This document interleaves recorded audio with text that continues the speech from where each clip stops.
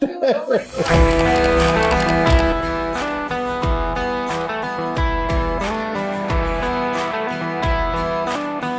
right now it's stopped fermenting. Because what I do is you take it out of the jar, because you can let it ferment forever technically, but I like to, because it then gets way too sour.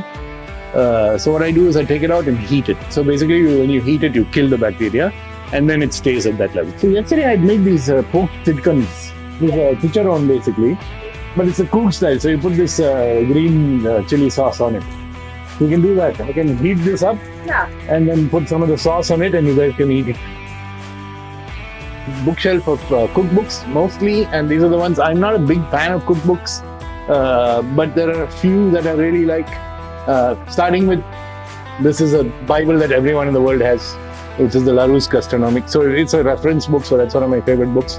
This is another Bible of mine, which is, this is how Smoke Company started. This is my hero. He's a chef called Fergus Henderson. So he wrote this book called Nose to Tail Eating.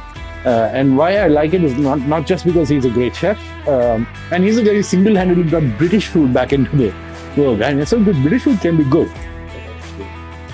Well, it's again, it's a similar idea that when I'm planning something, it's very kind of not vague, but it's open-ended, right? Especially the way I cook, I've never ever followed recipes. In fact, even till this day, I don't know how to write a recipe well. For me, building layering is a big thing for me, especially the kind of food that I do. Because these days I do mostly Indian and Southeast Asian food. And that is all about layering.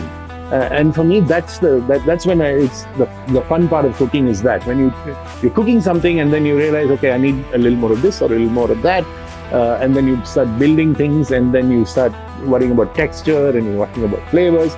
But that's when it happens, and that's when I'm completely into